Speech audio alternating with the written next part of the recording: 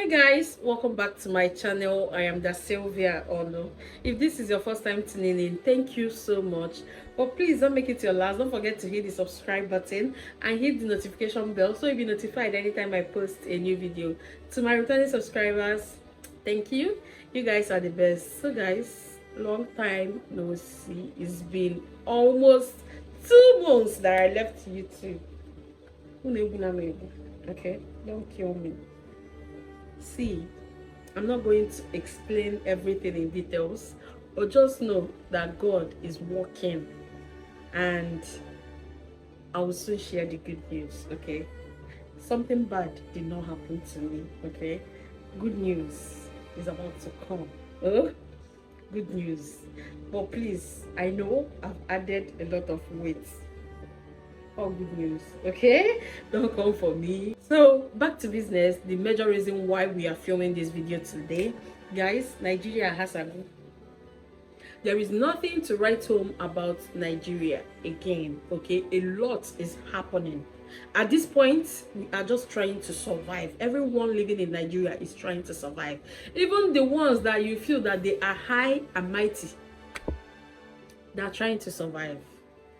It has touched everybody. Everywhere is messed up, especially our health sector. I'm not even going to touch security because that one is a story of another day. But today I'm going to face the health sector because some time ago I almost lost my child in a Nigerian hospital. Not a private hospital, but a federal hospital. Nnewi Teaching Hospital. I almost lost my daughter there, and it's a very heartbreaking story, guys. The major reason why I decided to film this video is because you won't believe that Nnewi Teaching Hospital is on strike. I went to visit my friend. She's a medical doctor that works at Nnewi, and we've been trying to fix this visit, but it's not been working because she's always busy. She called me and she said she's at home, that they are on strike. So I decided to go and visit her.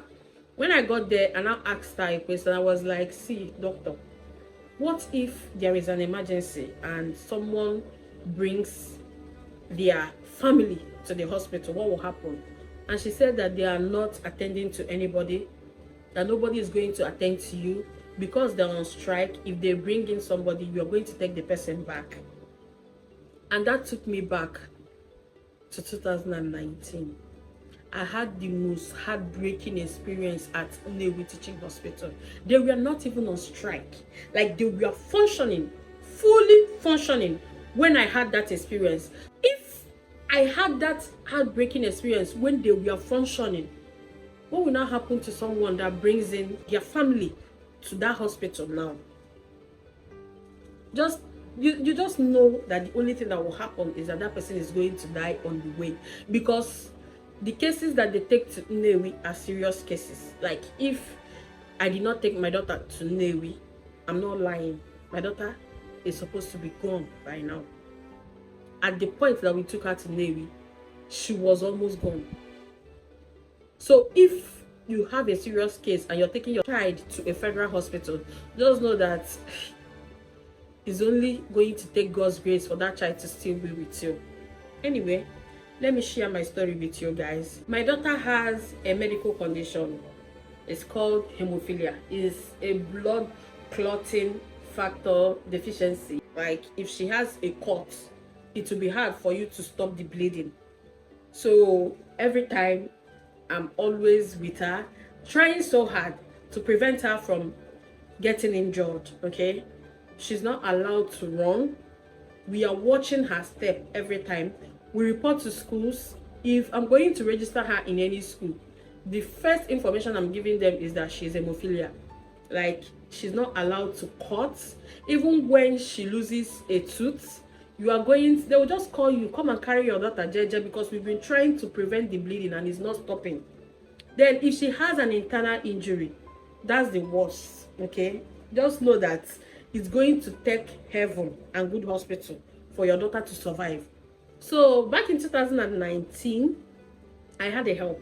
I once shared a story about my help, and one day My husband just came home. He forgot to buy four for the house, so he told me to come and escort him to go and buy it.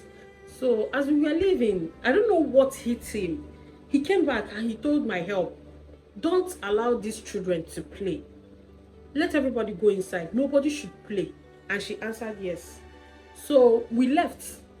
Immediately we were driving into the filling station. My phone rang. I picked up the call, and what I heard was, Mommy Rachel fell down. I was like, were you not warned about these kids running around? Did he not tell you to take them inside? What is wrong with her? And she said she fell down, that she's bleeding from her nose. Immediately I heard bleeding from her nose. I knew it was an internal injury. I was just like, what is this? Satan, not today. Now what did I do? I told my husband. We did not even buy the fuel. We rushed home. We came home. She just came out like this, and my husband said, oh yeah, bend your neck. Immediately she bent down. Come and see blood. Like it was just flowing like where they opened tap. We rushed her to a hospital here. There is this hospital in Onitsha here. They did not pay me for advert, but there is this hospital. The name is Mango Hospital. Is in Onitsha, in Oka Road. That is the best hospital for kids. Like if you have a child, Mango is the best hospital for kids. That's the hospital that saved her life once. Like she have experienced so many episodes, bleeding episodes. Like she will bleed till there's no blood again. So we discovered Mango. The time they discovered Mango, I traveled to Austria. I was in Austria, and she had cough. So she had dry cough. She was coughing and she cracked her throat. My daughter bled out from that crack in her throat. Like they woke up and the bedspread is soaked with blood. They will remove it. That is what I've been facing for how many years? She's 9 years old. This is exactly what I've been living with for 9 years. Any sort of cut, you are going to the hospital. So when I went to Austria, she had that episode, like cough, and she cut her throat while she was trying to cough. It was dry cough. So that was when they discovered Mango. I was not even around. I was away for 3 months, and it was her and my mom. My mom was thinking that, oh, the bleeding will stop, all those things, and before they knew it, my daughter was turning into something else. That's how they discovered Mango. So we started using the Mango Hospital. I took her to the Mango Hospital, I and my husband. The doctor there gave her injections to stop the bleeding. She did everything she could, and then she stuffed her nose with cotton wool. She was trying to breathe from her mouth. And after everything, we came home. She told us that we should come back by 5 a.m. so she would give her another injection. We slept with her in our room. In the morning, when we were about to go to the hospital, we were trying to open the gate, and we noticed that she was pushing her dad to drop her. She was just telling him, drop me, drop me. The dad was like, what is it? Immediately, he tried to drop her. She vomited. Like, her stomach, I noticed that her stomach was kind of hard. I didn't know that my daughter had been swallowing the blood that was coming from her nose. Like, it will be going into her stomach straight. So when they dropped her, she vomited blood everywhere.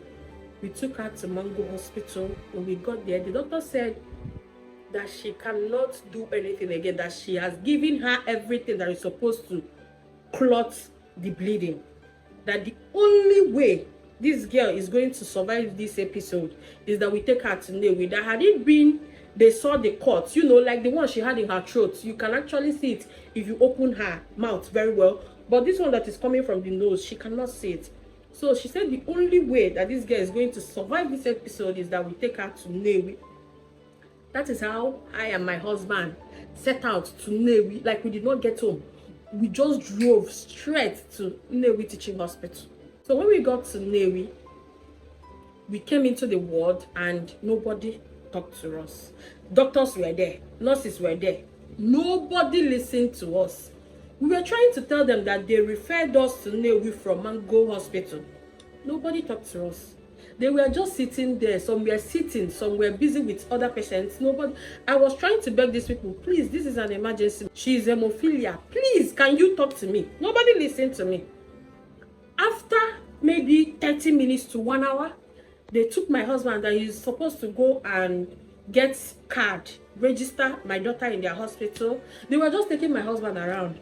And if he comes back, I will say, honey, have you done anything? You say, no, wait, I'm coming. They'll still take him to another place. I was like, what is all this? What is all this? I was holding my baby and Rachel was just there. At a point, she said she's hungry. I bought oppa for her. I was carrying a 6-year-old in my hand. I bought oppa. She was trying to eat oppa.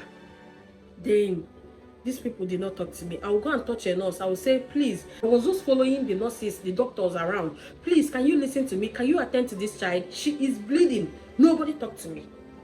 I was begging these people. Nobody responded to me.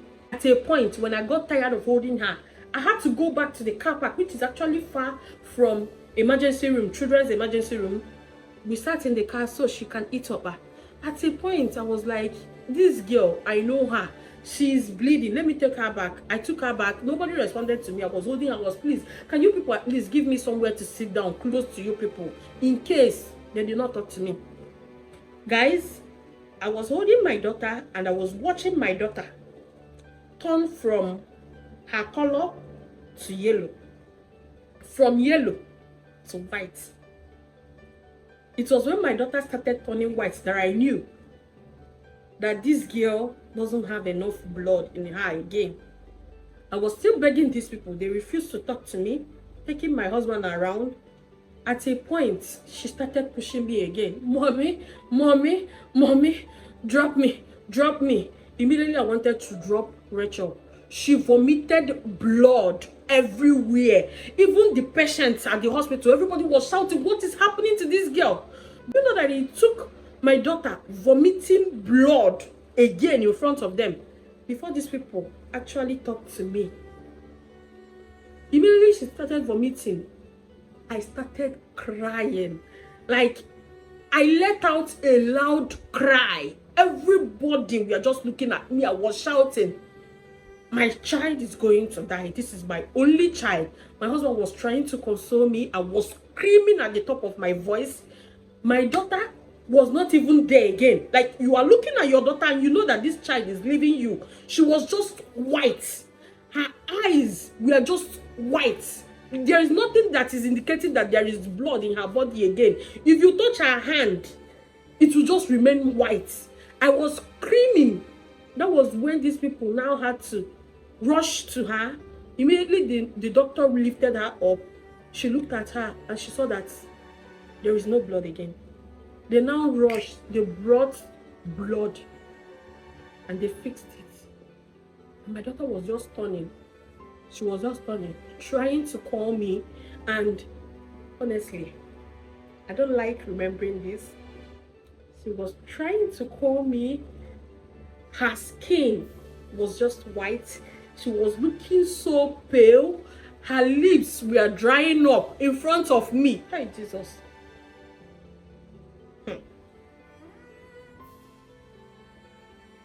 Anyway, as they were trying, fixing the blood, everything, I was just there crying. Some mothers were trying to console me, asking me what happened to her, that they've not seen this kind of thing before.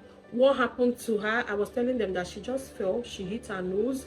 But what I did not disclose to them is that she's hemophilia, that, you know, she can't stop bleeding unless something is done. And the major reason why they sent us to NEW is because there is this, I don't know what they called it. They said it's factor. Is the thing is just looking like urine. That is what they're supposed to give her. That is supposed to clot the blood, because there is nothing you can do. The injury was inside here. So as every mother was just coming close to ask, I saw a lot in NEW. I saw a lot. It was at NEW that I discovered that children, even 5-year-old children, have heart failure. Young children have kidney problems. Their stomach will just swell up. Like, I saw a lot there. The scary view was something else. I'm not just talking about my own. So as I bent there looking at my child, trying to put myself together, my husband was trying to console me. A nurse came to me and tapped me. Madam, who do you think is going to clean that thing your daughter vomited there? What are you waiting for to come and clean it? Guys, it took the grace of God and my husband, because I'm sure that woman, like, she will not forget the stitches that she will get in her face. Like, the way I wanted to deal with her, it was just God and my husband, because I was like, for real, after everything, I know that if I did not follow any particular nurse, I followed this one seriously to attend to my daughter. She never did. Then my daughter vomited, and they were trying to save my daughter. My daughter is trying to return back to me, and you're coming to ask me who is going to pack the vomit. Ha! Jesus. Till today, I regret not hitting her. I swear. But anyway, I stayed there, and after some time, my daughter's color started coming back, and her doctors, like the ones in charge of hemophilias, I can't remember what they called them that period, they came. They now brought that factor that they were supposed to give her. They gave it to her, and it stopped the bleeding. Then I spent 5 more days in the Navy before we were discharged. And guys, that 5 days till today is my worst 5 days in life. I'm not joking. That 5 days is my worst 5 days in life. I didn't know anybody in the Navy. Taking my bath was like going to hell, because it's the dirtiest bathroom that I've ever used in my life. Then going to toilets, I held it, so I was not eating properly because I knew I didn't want to use their toilets. I requested for private room. Rachel's doctor told me that it's not possible, that most times they neglect people in private rooms.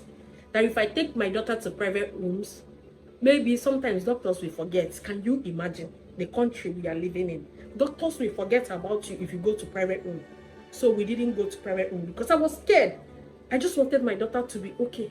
For her, she didn't need the bathroom because I was using Pampers for her. She was almost 6. She was 5 going to 6. But I was using Pampers for her because I didn't want her to go anywhere. Let me just come out from the one that I'm facing. Let me not add infection to it. So I made sure she didn't use their bathroom. I was using Pampers. For her body, I was cleaning her body. I would use soap and towel to clean. Then I would dry her body. She did not go there. I was the one dealing with it. Then my husband, that man is the best husband in the whole world. My husband is a banker. He is a banker. Not anyhow bank, First Bank. My husband was sleeping at the car park every day for 5 days. He never left us there. Very early in the morning, he would drive to work at Onitsha. After work, he would come back to the hospital and sleep in his car for 5 good days. There was nowhere for me to sleep. It was only my daughter that had the bed. I was always sitting down close to her. I can't sleep. The bed is for her. My husband will sit in the car. Sometimes I will come outside. If Rachel is not taking her medication, I will carry her. Then we will go and sit in the car with my husband. The next morning, he will drive to Onitsha, dress up, go to work. After the work, he will come back to the hospital. Then my mom, one day, the day that she knew I couldn't cope again, I needed to go and wash myself properly. My mom came, she slept with her in the hospital. I went home and I came back the next day. Like a lot, but I thank God for grace. I thank God that I went there with my daughter and I went home with my daughter. A woman sitting next to me, she was pregnant and she had hepatitis, so it affected her twins. This woman just gave birth. The babies were just a week old and they brought them to that emergency room. The babies were in oxygen. This woman, her legs were still swollen. She's sick and she's there with her twins. They were on the bed. She didn't have any place to lie down. She was just sitting down with a stool. Then she would bend there to sleep. Guys, this woman was begging these people. They refused. They said that they only allow one person inside the emergency room. The woman now started begging, okay, can my mother come and stay here with me? You know I just gave birth. These people refused. This woman would beg and beg and beg. Nobody agreed. Do you know what happened? One day, one afternoon, this woman was asleep and one of the twins removed the oxygen they placed in her nose and that baby died. I was just sitting there when the nurses came to attend to her and they saw that one of the twins is dead. They were shouting at this woman, telling her, "You've killed your baby. You were busy sleeping and your baby died. You are the one that killed your baby." If you see the way these people were talking to this woman was crying, shedding tears, crying seriously. Guys, I don't know, but the grace of God kept me because, I don't know, maybe because my daughter needed their help. Because at this point, something was pushing me to go and attack these people seriously. The way they were talking to this mother, that she killed her baby, that she's sleeping, she's supposed to be awake. This woman has been awake for how long? And you people expected her to still be awake. Her mother will come, they will refuse that the woman will not come into the hospital. They will tell the woman to go and sit down outside. So this particular woman was doing everything alone with twins, a woman that just gave birth. If you see the way they were talking to the woman, you killed your baby. You finally killed your baby. Instead of you to look after your baby, you were busy sleeping. A woman that is weak. Honestly, if this was coming from male doctors or male nurses, I would understand. But coming from women, trust me, they would never go unpunished. These people are just killing people. They are just killing their patients because it's a federal hospital. Nobody is holding them accountable. Because had it been it was a private hospital, the doctors will be fighting that they don't spoil their names. So their businesses will be thriving. And to be honest with you, most doctors that are in Nnewi, they have their private hospitals. They don't behave like that in their private hospitals. But they can't access so many equipments in their private hospitals. That is why when the case becomes difficult, they would refer you to Nnewi, where they have a lot of facilities to take care of you, where they have a lot of equipment to take care of you. So in their private hospitals, they try to give you the best care so you will come back, so you will not go out and tarnish their image. But in Nnewi, the federal hospital, they don't care. I don't blame them. I blame our leaders. Because if they care about us, they are supposed to handle all these things. Well, who cares? They're only there for the money. Nobody cares about you. If you die, they'll cross you and move over to the next person. They don't care. You see Nigeria, I doubt if something good is coming out soon. I still believe that something good is going to come out sometime in the future. But I doubt if something good is coming out soon. It's heartbreaking. The most heartbreaking part is that we never bargained for this. We did what we were supposed to do to bring the change that we deserve. And it was stolen from us. Once again. I'm so heartbroken. I've never felt this bad in my life. But it's okay. We are still going to survive. With God on our side, we will still come out of it. So guys, this is it.